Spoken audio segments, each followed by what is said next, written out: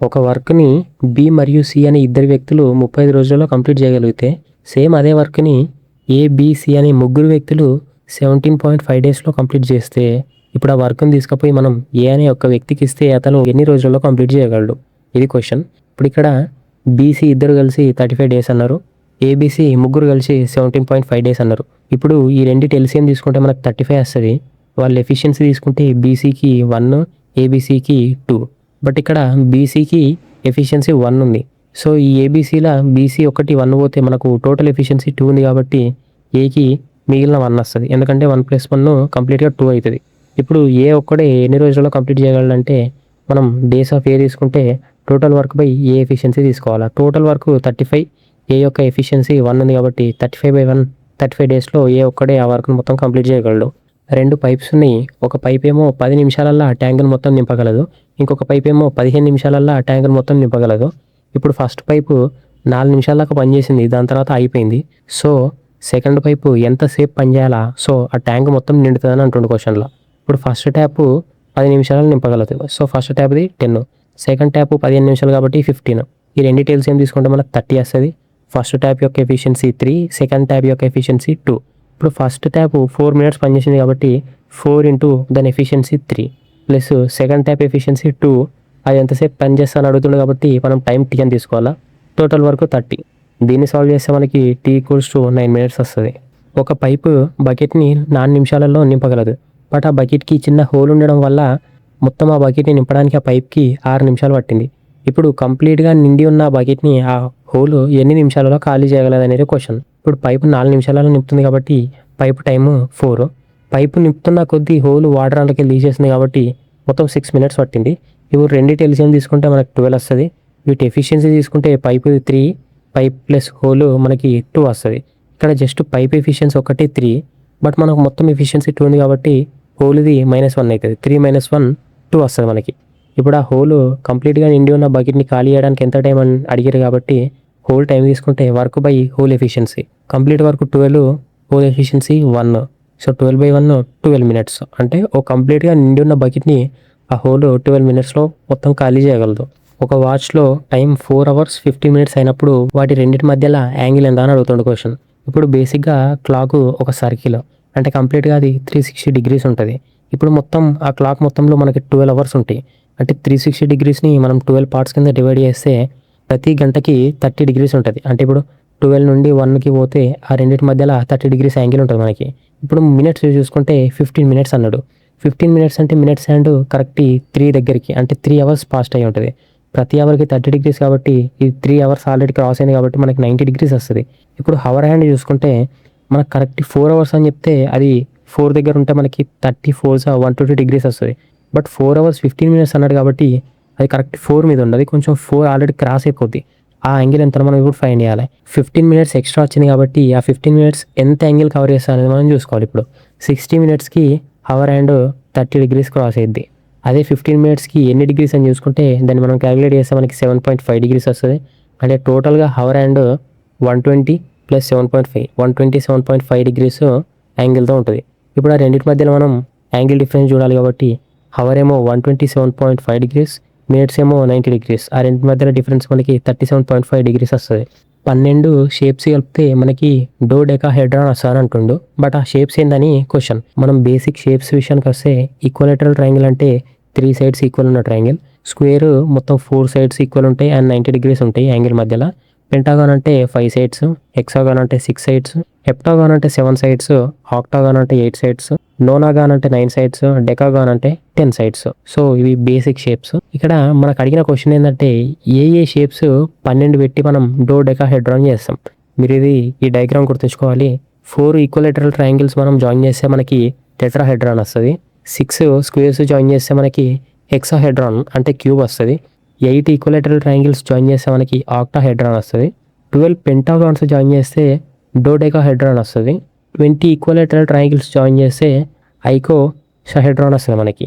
ఈ డయాగ్రామ్ ఒకటి గుర్తుంచుకోండి, క్వశ్చన్స్ రావడానికి ఛాన్స్ ఉంది మెయిన్ ఎగ్జామ్లో. సో ఇక్కడ మనకు ఆన్సర్ వచ్చేసి 12 పెంటాగాన్స్. బీసీ లైన్ని ఏ అనే పాయింట్ 2:1 రేషియోలో డివైడ్ చేసింది. సో ఇప్పుడు ఇక్కడ బి కోఆర్డినేట్స్ ఇచ్చిండు 3, -4 అని, సి కోఆర్డినేట్స్ ఇచ్చిండు 0, 5. మనల్ని ఏ కోఆర్డినేట్స్ అడుగుతుండు. దీనికి మనకి కోఆర్డినేట్ జామెట్రీలో ఫార్ములా ఉంటుంది. x equals to mx2 plus nx1 by m plus n, y equals to my2 plus ny1 by m plus n. ఇక్కడ ఉన్న వాల్యూని మనం ఈ ఫార్ములాలో సబ్స్టిట్యూట్ చేస్తే m అనేది 2, n అనేది 1, x1 y1 3, -4, x2 y2 0, 5 మనం capital X capital Y find చేయాలి. ఆ వాల్యూస్ అన్ని సబ్స్టిట్యూట్ చేస్తే మనకి క్యాపిటల్ X క్యాపిటల్ Y 1, 2 వస్తుంది. ఇలాంటి క్వశ్చన్స్లో ఎప్పుడైనా ఇంటర్నల్ ఎక్స్టర్నల్ అని మెన్షన్ చేయకుంటే మీరు డిఫాల్ట్గా ఈ ఇంటర్నల్ అనుకుని దీన్ని సాల్వ్ చేయాలి. ఇంటర్నల్కి ఎక్స్టర్నల్కి తేడా ఏంటంటే ఇంటర్నల్లో ఇక్కడ ప్లస్ సింబల్స్ ఉన్నాయి కదా, ఇవి ప్లస్ ఉంటాయి. ఎక్స్టర్నల్లో జస్ట్ ఇవి మైనస్ ఉంటాయి, అంతే తేడా. క్వశ్చన్లో మెన్షన్ చేయకుంటే డిఫాల్ట్గా ఇంటర్నల్ అన్నట్టే అది. ఒకవేళ ఎప్పుడైనా ఎక్స్టర్నల్ అని మెన్షన్ చేస్తే ఈ ప్లస్ల దగ్గర మైనస్ పెట్టి సాల్వ్ చేయాలి అంతే. ఏబీసీ ఆర్ఎస్టీ అనే 2 ట్రయాంగిల్స్ ఉన్నాయి. ఇప్పుడు వాటి యొక్క హైట్ ఆల్టిట్యూడ్స్ రేషియోస్ ఇచ్చాడు మనకి 1:4 అని. ఒక సైడ్ కూడా ఇచ్చిండు ఆర్ఎస్, అది 6 సెంటీమీటర్స్. ఇప్పుడు మనల్ని ఏబీ సైడ్ లెంత్ అడుగుతుండు. దీనికి ఫార్ములా దీనికి ఫార్ములా మనకి altitude of ఆర్ఎస్టీ by altitude of ABC equals to side of RS by side of AB. అంటే ఆల్టిట్యూడ్ ఈక్వల్స్ టు సైడ్ అలా ఉంటుంది మనకు ఫార్ములా. ఆల్టిట్యూడ్ రేషియోలు తీసుకుంటే మనకి 4/1. సైడ్ ఇక్కడ 6 సెంటీమీటర్స్ మనం ఫైండ్ చేయాల్సింది ఏబీ కాబట్టి ఎక్స్ మనకి 1.5 సెంటీమీటర్స్ వస్తుంది సాల్వ్ చేస్తే. 18% ఆఫ్ 90% ఆఫ్ 500 ఈక్వల్స్ టు ఎంత అని అడగడం జరిగింది. ఇలాంటి క్వశ్చన్స్ నేను ఇంతకుముందు కూడా చెప్పా, మీరు లెఫ్ట్ నుండి రైట్ సాల్వ్ చేసే బదులు రైట్ నుండి లెఫ్ట్ సాల్వ్ చేయాలి. సో 500 ఇంటూ 90% 450 వస్తుంది.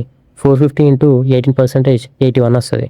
ఇది నార్మల్ బేసిక్ సింప్లిఫికేషన్, నేను చెప్పాల్సిన అవసరం లేదనుకుంటా. నార్మల్గా ఈ మూడింటిని యాడ్ చేసి తర్వాత ఇక్కడ రైట్ సైడ్ ఉన్న లెఫ్ట్ సైడ్ యాడ్ చేసుకొని అందులోకి వెళ్ళి ఈ వాల్యూ తీసేస్తే మీకు 242.26 వస్తుంది. అండ్ బోర్డ్ మాస్ ప్రకారం ఫస్ట్ మీరు అడిషన్ చేయాలి, దాని తర్వాత సబ్ట్రాక్షన్ చేయాలి. ఇక్కడ √735/√375 ఎంత అని అడగడం జరిగింది. 2 రూట్ వాల్యూసే కాబట్టి మనం సింగిల్ రూట్ కింద తీసుకోవాలి దాన్ని. √735/375 వీటిని క్యాన్సిల్ చేస్తే మనకి 49/25 వస్తుంది. √49 √25 అంటే 7/5, దాన్ని 1.96 అని కూడా రాసుకోవచ్చు మనం. ఈ క్వశ్చన్ వాస్తవానికి బేసిక్ సైన్స్ అండ్ ఇంజనీరింగ్ టాపిక్లో వాడాలి, బట్ అన్ఫార్చునేట్లీ దీన్ని మ్యాథ్స్ కాన్సెప్ట్లో మెన్జరేషన్ అనే టాపిక్ కింద వేయడం జరిగింది. ఇక్కడ ఏమంటుంటే ఒక క్యూబ్ ఉంది, దాని సైడ్స్ 10 సెంటీమీటర్స్ అండ్ దాని వెయిట్ వచ్చేసి 600 గ్రామ్స్. అది ప్రస్తుతానికి అయితే అది వాటర్లో ఫ్లోట్ అవుతుంది, బట్ అది ఎంత పర్సంటేజ్ వాటర్లో మునిగింది అనేదే క్వశ్చన్. క్యూబ్ చూసుకుంటే దాని ప్రతి సైడ్ 10 సెంటీమీటర్స్ అన్నాడు, దాని మాస్ వచ్చేసి 600 గ్రామ్స్ అన్నాడు. నాకు తెలిసినంత వరకు ప్రతి ఒక్కరు 10th బేసిక్ ఫ్లోటింగ్ కాన్సెప్ట్స్ చదివే ఉంటారు అనుకుంటున్నా. సో ఆ ఫ్లోటింగ్ కాన్సెప్ట్ ఏం చెప్తానంటే ఒక ఆబ్జెక్ట్ యొక్క వెయిట్ ఎంత ఉంటుందో ఆ ఆబ్జెక్ట్ అంత వాటర్ని డిస్ప్లేస్ చేస్తుంది. అంటే ఇక్కడ దీని వెయిట్ 600 గ్రామ్స్ ఉంది కదా, అది 600 గ్రామ్స్ వాటర్ని డిస్ప్లేస్ చేస్తుంది, అంటే సైడ్కి నూకేస్తుంది. సో అది మెయిన్ కాన్సెప్ట్, ఇది మనకు బేసిక్ 10th ఫిజిక్స్లో ఉంటుంది. సో ఇప్పుడు మనం ఏం చేయాలంటే ప్రతి 1 గ్రాము 1 క్యూబిక్ సెంటీమీటర్ స్పేస్ని తీసుకుంటుంది కాబట్టి ఇది 600 గ్రామ్స్ మొత్తం 600 క్యూబిక్ సెంటీమీటర్ స్పేస్ని తీసుకుంటుంది. ఇప్పుడు వాల్యూమ్ ఆఫ్ క్యూబ్ తీసుకుంటే ప్రతి సైడ్ 10 సెంటీమీటర్స్ కాబట్టి మనకి 1000 సెంటీమీటర్స్ క్యూబ్ వస్తుంది వాల్యూమ్. అది ఎంత వాటర్ డిస్ప్లేస్ చేసింది అనుకున్నాం మనం ఇక్కడ 600 క్యూబిక్ సెంటీమీటర్స్. ఇప్పుడు అది ఎంతవరకు సబ్మర్జ్ అంటే ఎంత మునిగిపోయిందని చూసుకుంటే మనకి డిస్ప్లేస్ అయిన వాటర్ ఎంత 600 సెంటీమీటర్ క్యూబ్, టోటల్ ఎంత 1000 సెంటీమీటర్ క్యూబ్. పర్సంటేజ్ రావడానికి ఇంటూ 100 వేసుకుంటే 60% అది మునిగిపోయింది. అంటే సింపుల్గా చూసుకుంటే 60% ఆఫ్ 10 సెంటీమీటర్స్ ఉంది కదా హైట్, 10 సెంటీమీటర్స్లో 60% అంటే 6 సెంటీమీటర్స్ మునిగింది ఆ క్యూబ్ వాటర్లో. పైన 4 సెంటీమీటర్స్ మాత్రం పైన ఫ్లోట్ అవుతుంది. ఒక క్యూబ్ యొక్క lateral surface area 324 centimetre square ఇచ్చి దాని సైడ్ ఎంత అని అడుగుతున్నాడు. మనం క్యూబ్ ఫార్ములాస్ చూసుకుంటే lateral surface area 4a², total surface area 6a², volume వచ్చేసి a cube. Lateral surface area అడిగాడు కాబట్టి 4a² = 324, మనకి a 9 వస్తుంది. So side 9 centimetres. Obtuse angle అంటే ఏందని అడుగుతుంది ఇక్కడ. సో ఇక్కడ టైప్స్ ఆఫ్ ట్రయాంగిల్స్ చూసుకుంటే మనకి సైడ్ బేస్డ్ పైన 3 ఉంటాయి, యాంగిల్ బేస్డ్ పైన 3 ఉంటాయి. సైడ్ బేస్డ్ పైన చూసుకుంటే ఫస్ట్ ఈక్వలేటరల్ ట్రయాంగిల్, ఇదేంటంటే మొత్తం 3 సైడ్స్ ఈక్వల్ ఉంటాయి. సెకండ్ది ఐసోస్లెస్ ట్రయాంగిల్, ఇక్కడ జస్ట్ 2 సైడ్స్ మాత్రమే ఈక్వల్ ఉంటాయి. థర్డ్ వచ్చేసి స్కెలన్ ట్రయాంగిల్, ఇక్కడ ఏ సైడ్ ఈక్వల్ ఉండదు, దేని దానికి సపరేట్ లెంత్ ఉంటుంది. ఇప్పుడు యాంగిల్ బేస్డ్ పైన చూసుకుంటే ఫస్ట్ వచ్చేసి అక్యూట్ యాంగిల్, ఇది 90 degrees కన్నా తక్కువ ఉంటుంది. సెకండ్ది వచ్చేసి రైట్ యాంగిల్ ట్రయాంగిల్, ఇది కరెక్ట్ 90 degrees ఉంటుంది. థర్డ్ది అబ్ట్యూస్ యాంగిల్, ఇది 90 degrees కన్నా ఎక్కువ ఉంటుంది యాంగిల్. ఇక్కడ వీటి ఈక్వేషన్లు కూడా చూసుకుంటే మనకి ఇక్కడ a² b² c² కన్నా ఎక్కువ ఉండాలి, ఇక్కడ a² b² c²తో సమానంగా ఉండాలి, ఇక్కడ a² b² యాడ్ చేస్తే c² కన్నా తక్కువ ఉండాలి. ఇవి వీటి ఈక్వేషన్స్ అండ్ వాటి యాంగిల్స్. సో ఇక్కడ మనల్ని అబ్ట్యూస్ అడిగింది కాబట్టి దాని యాంగిల్ గ్రేటర్ దెన్ 90 degrees. ఒక రెక్టాంగిల్ యొక్క డైగోనల్ 17 సెంటీమీటర్స్, దాని బ్రెడ్త్ 8 సెంటీమీటర్స్ ఇచ్చి దాని ఏరియా అడుగుతుండు. ఇప్పుడు రెక్టాంగిల్ ఫార్ములాస్ చూసుకుంటే పెరిమీటర్ వచ్చేసి 2 into length plus breadth, area length into breadth. డైగోనల్కి వచ్చేసి diagonal square equals to length square plus breadth square. ఈ ఫార్ములాని తీసుకుంటే మనం diagonal square 17² equals to length square plus breadth square 8 కాబట్టి 64. దీన్ని సాల్వ్ చేస్తే మనకి లెంత్ 15 వస్తుంది. మనల్ని ఏరియా అడిగింది కాబట్టి ఏరియా అంటే length into breadth. Length 15, breadth 8, టోటల్గా 120 సెంటీమీటర్ స్క్వేర్. 2500 రూపాయలు ఒక సంవత్సరానికి 4% ఇంట్రెస్ట్ రేట్తో ఇస్తే అది కాంపౌండ్ ఇంట్రెస్ట్లో సగం సంవత్సరానికి ఎంత అవుతుందని అంటుండు. ఈ ఒక్క క్వశ్చన్లో సగం కాంపౌండ్ ఇంట్రెస్ట్ చెప్పేసాను మీకు, క్లారిటీగా వినండి. ఫస్ట్ ఎన్ని రకాల క్వశ్చన్స్ వస్తాయంటే, ఒకటి హాఫ్ ఇయర్లీ, రెండోది క్వార్టర్లీ, ఇంకోటి మంత్స్ బేస్డ్ పైన వస్తుంది. ఫస్ట్ మనం ఏం చేసుకోవాలంటే ఇంట్రెస్ట్ రాసుకోవాలా, టైం రాసుకోవాలా. హాఫ్ ఇయర్లీస్ ఏం చేయాలంటే ఫస్ట్ ఇంట్రెస్ట్, ఈ క్వశ్చన్ని తీసుకుందాం. ఇందులో ఇంట్రెస్ట్ ఎంత ఇచ్చిండు, 4 ఇచ్చిండు. మనం ఏం చేయాలంటే R=4/12, కింద 12 డిఫాల్ట్ వాల్యూ, ఏది ఉన్నా సరే కింద 12 రావాలి, అది డిఫాల్ట్ గుర్తుంచుకోండి. 12 ఇంటూ హాఫ్ ఇయర్లీ అంటే సగం సంవత్సరానికి కాబట్టి సగం సంవత్సరంలో 6 నెలలు మాత్రమే ఉంటాయి, ఇంటూ 6. దీన్ని సాల్వ్ చేస్తే మనకు 2% వస్తుంది. ఇదే క్వశ్చన్ మనం క్వార్టర్లీకి తీసుకుంటే క్వార్టర్లీ అంటే మనకు 3 నెలలు పడుతుంది. సో R=4 కింద డిఫాల్ట్ 12 వేసుకోవాలి, ఇంటూ 3 మంత్స్ వేసుకుంటే మనకు 1% వస్తుంది. ఇప్పుడు ఒకవేళ మంత్స్ బేస్డ్ అంటే ఇట్లా మనకి హాఫ్ ఇయర్లీ క్వార్టర్లీ ఇవ్వకుండా మంత్స్ ఇచ్చిండు అనుకో, అప్పుడు కూడా సేమ్ ఇలాగే R=పైన 4 కింద డిఫాల్ట్ 12 వేసుకొని ఇంటూ ఎన్ని మంత్స్ ఇచ్చిండో ఆ మంత్స్ మనం ఇటు వేసుకోవాలి. 8 వేసుకుంటే మనకి 8/3% వచ్చింది ఇక్కడ. ఇప్పుడు టైం విషయానికి వస్తే టైము =1 ఇంటూ ఇక్కడ ఏమన్నాడు మనకు 1 ఇయర్ ఇచ్చిండు, ఇక్కడ 1 ఇయర్ ఇచ్చిండు కదా, ఇంటూ 1 ఇయర్ అంటే 12 మంత్స్ కాబట్టి 1 ఇంటూ 12 హాఫ్ ఇయర్లీకి అడుగుతాడు కాబట్టి 6 వేసుకోవాలా, మనకు 2 మంత్స్ వస్తుంది. అదే క్వార్టర్లీకి చూసుకుంటే T=1 ఇంటూ ఒకవేళ 2 ఇయర్స్ కానీ అన్నాడు అనుకో, ఇక్కడ 2 ఇయర్స్ ఇచ్చిండు. 2 ఇయర్స్ అంటే 24 మంత్స్ కాబట్టి 24 ఇది క్వార్టర్లీ కాబట్టి 3 వేసుకోవాలి, మనకి 8 మంత్స్ వస్తుంది. కొన్ని క్వశ్చన్స్లో ఏం చేస్తారంటే మీకు 1 ఇయర్ 2 ఇయర్ అని ఇవ్వకుండా ఫ్రాక్షన్లు ఇస్తాడు. ఎలా అంటే ఇక్కడ T=1 ఇంటూ 1/4 ఉంది కదా, అలా ఫ్రాక్షన్లు ఇస్తాడు. సో అది కూడా సింపులే, దాన్ని మనం నార్మల్గా ఫస్ట్ సాల్వ్ చేయాలి. 1 ఇంటూ 1/4 అంటే 5/4 వస్తుంది. T=5/4 ఇంటూ 12, దాన్ని మనం మంత్స్కి కన్వర్ట్ చేయాలి కాబట్టి ఇంటూ 12 వేయాలి. ఏసీ ఇక్కడ 8 మంత్స్ అడుగుతుంది కాబట్టి 8 మనకి 15/8 వస్తుంది. సో ఈ చార్ట్ చాలా ఇంపార్టెంట్. దీని మీద నాకు తెలిసి సగం కాంపౌండ్ ఇంట్రెస్ట్ మీకు కవర్ అయిపోయినట్టే. ఇప్పుడు మన క్వశ్చన్ సాల్వ్ చేస్తే మనకి సమ్ 2500 ఇచ్చిండు, time 1 year, rate of interest 4%. మనం first rate of interest find చేయాలి కాబట్టి R4 డిఫాల్ట్గా కింద 12 వేసేయాలి. అది ఎలా ఉన్నా సరే బై డిఫాల్ట్ 12 వేసేయాలి, ఇంటూ హాఫ్ ఇయర్ అంటే 6 మంత్స్ కాబట్టి 6, మనకు 2% వచ్చింది. సెకండ్ టైం ఫైండ్ చేయాలి. టైము పైన 1 ఇయర్ అన్నాడు కదా మనకి, సో 1 ఇయర్ అంటే 12 మంత్స్. అది మనం హాఫ్ ఇయర్లీ బేస్డ్గా ఫైండ్ చేస్తున్నాం కాబట్టి 6 వేసుకోవాలి, అంటే 2 మంత్స్. ఇప్పుడు మనం దీనికి ఏబీ ఫార్ములా అప్లై చేయాలి. కాంపౌండ్ ఇంట్రెస్ట్లో మనం దీన్ని అప్లై చేస్తాం ఫైండ్ చేయడానికి. 2%ని మనం 2 టైమ్స్ చేయాలి. ఎలా అంటే 2 + 2 + 2 = 4/100 కదా, సో అలా చేస్తే మనకి 4.04 వస్తుంది. మనకి ఇచ్చిన ఇంట్రెస్ట్ ఎంత, 2500, దానికి పర్సంటేజ్ ఎంత, 4.04/100, మనకు 101 వస్తుంది. మనకి ఇక్కడ అమౌంట్ అడుగుతుండు. అమౌంట్ అంటే ఇచ్చిన ప్రిన్సిపల్ ప్లస్ ఇంట్రెస్ట్. ప్రిన్సిపల్ మనకి 2500, వచ్చిన ఇంట్రెస్ట్ 101, కంప్లీట్గా 2601 వస్తుంది. సో ఒకసారి అర్థం కాకుంటే ఆ చార్ట్ మళ్ళీ చూడండి. ఆ చార్ట్తో మీకు సగం కాంపౌండ్ ఇంట్రెస్ట్ కవర్ అయిపోద్ది. ఇక్కడ కాంపౌండ్ ఇంట్రెస్ట్లో ప్రిన్సిపల్ అనేది ఇవ్వలేడు, బట్ ప్రిన్సిపల్ పైన 2 ఇయర్స్ పాటు 10% ఇంట్రెస్ట్ రేట్ పడితే 420 ఇంట్రెస్ట్ వస్తుందని అంటుండు. ఇప్పుడు క్వశ్చన్ ఏంటంటే ఆ ప్రిన్సిపల్ ఎంత అవుతుందో కాంపౌండ్ ఇంట్రెస్ట్లో, అదే ప్రిన్సిపల్ సింపుల్ ఇంట్రెస్ట్లో సేమ్ 2 ఇయర్స్ 10% ఇంట్రెస్ట్ రేట్తో ఉంటే సింపుల్ ఇంట్రెస్ట్ ఎంత వస్తుంది అనేది క్వశ్చన్. ఇప్పుడు ఆ ప్రిన్సిపల్ ఫైండ్ చేయడానికి మనం కాంపౌండ్ ఇంట్రెస్ట్లో ఏబీ ఫార్ములా వేయాలి. 2 ఇయర్స్ 10% అంటే మనకు పర్సంటేజ్ 21% వస్తుంది ఏబీ ఫార్ములా వేస్తే. ఇప్పుడు ఆ ప్రిన్సిపల్కి మనం ఈ ఇంట్రెస్ట్ వేస్తే మనకి ఈ 420 ఇంట్రెస్ట్ రేట్ వచ్చింది కాబట్టి ప్రిన్సిపల్ ఎక్స్ అనుకోవాలి. 21/100 = 420. మనకి ప్రిన్సిపల్ 2000 వస్తుంది. అంటే 2000 పైన 2 ఇయర్స్ 10% ఇంట్రెస్ట్ రేట్ పెడితే మనకి కాంపౌండ్ ఇంట్రెస్ట్ 420 వచ్చింది. ఇప్పుడు ఆ 2000ని మనం సింపుల్ ఇంట్రెస్ట్లో సబ్స్టిట్యూట్ చేసి సింపుల్ ఇంట్రెస్ట్ ఫైండ్ చేస్తే మనకి 400 రావడం జరుగుతుంది. ఒక ఆబ్జెక్ట్ 100 m/s స్పీడ్తో ట్రావెల్ చేస్తుంది. అది ఒక నిమిషానికి ఎంత డిస్టెన్స్ ట్రావెల్ చేస్తుంది అనేదే క్వశ్చన్. ఇప్పుడు స్పీడ్ చూసుకుంటే 100 m/s ఉంది. మనకి ఫార్ములా వచ్చేసి స్పీడ్ = డిస్టెన్స్ బై టైం. ఒక నిమిషానికి మనకి 60 సెకండ్లు ఉంటాయి. డిస్టెన్స్ ఎంత ట్రావెల్ చేసింది అనేదే క్వశ్చన్ కాబట్టి distance = speed into time. Speed ఉంది 100 m/s, మనకి ఒక నిమిషానికి అన్నాడు కాబట్టి నిమిషానికి 60 సెకండ్లు ఇంటూ 6000 మీటర్స్ లేదంటే 6 కిలోమీటర్స్ ట్రావెల్ చేస్తుంది ఒక నిమిషానికి. ఇక్కడ ఏరోప్లేన్ యొక్క స్పీడ్ 1080 km/h ఉంది. అది 5 సెకండ్స్లో ఎంత డిస్టెన్స్ ట్రావెల్ చేస్తానని అడుగుతాడు. ఇక్కడ స్పీడ్ వచ్చేసి 1080 km/h. అదే మనం m/s తీసుకుంటే 300 m/s వస్తుంది. ఇప్పుడు ఇక్కడ స్పీడ్ ఫార్ములా అప్లై చేస్తే స్పీడ్ = డిస్టెన్స్ బై టైం.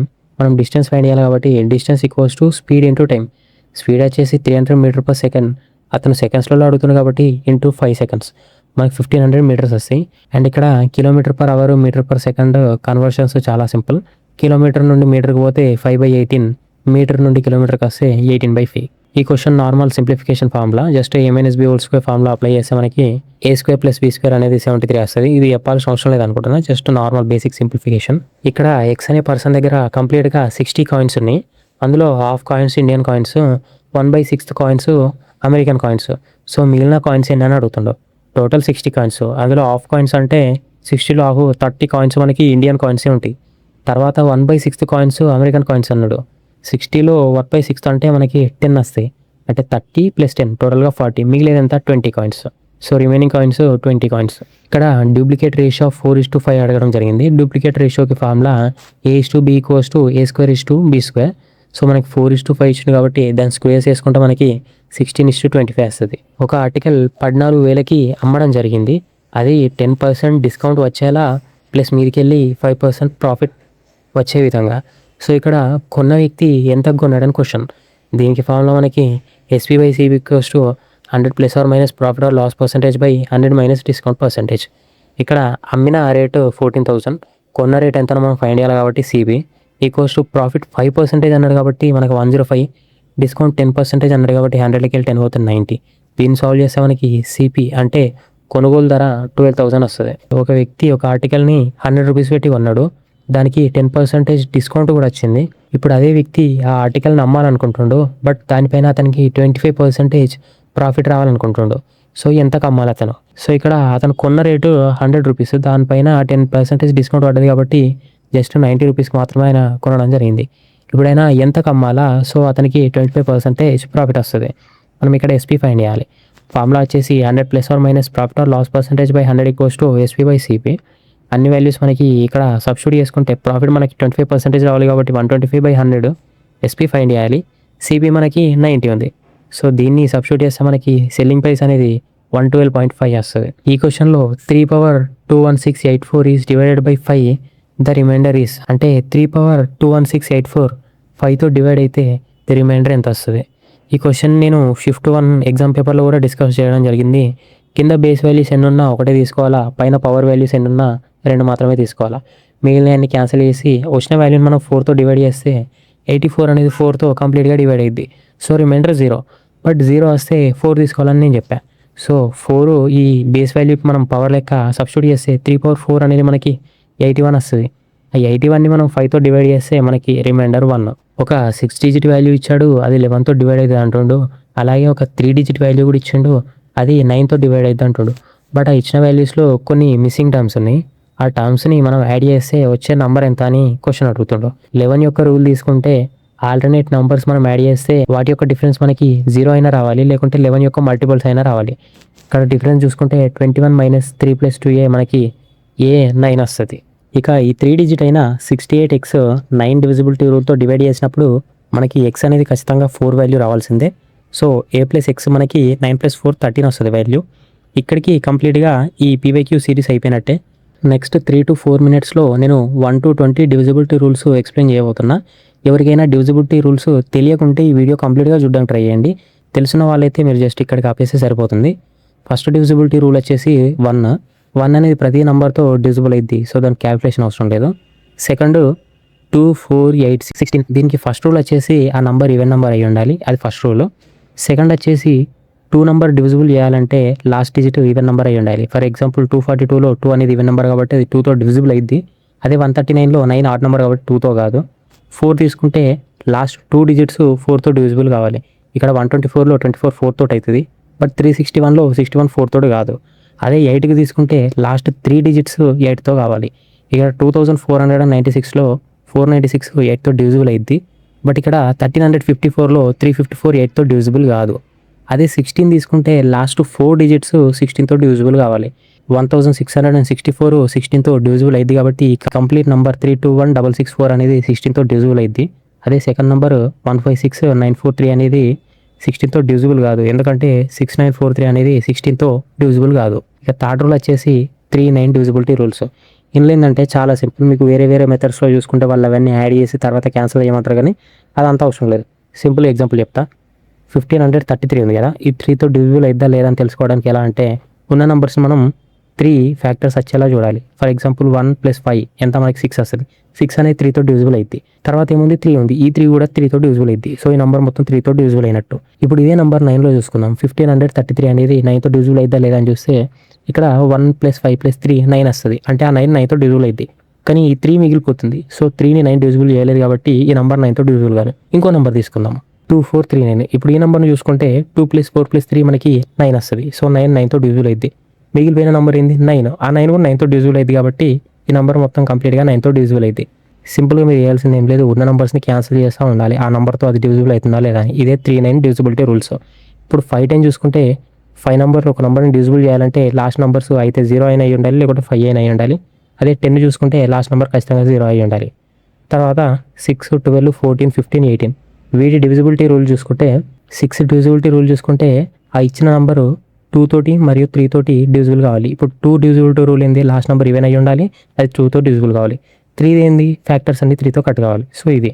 అదే 12 చూసుకుంటే అది 4తో 3తో రెండింటితో కావాలి. 14 చూసుకుంటే అది 7తో కావాలి, 2తో కావాలి. 15 చూసుకుంటే 5 తోటి కావాలి, 3 తోటి కావాలి. 18 చూసుకుంటే అది 9తో డివిజిబుల్ కావాలి, 2తో డివిజిబుల్ కావాలి. నెక్స్ట్ వచ్చేసి 7 డివిజిబిలిటీ రూల్. ఇది కొంచెం డిఫరెంట్గా ఉంటుంది.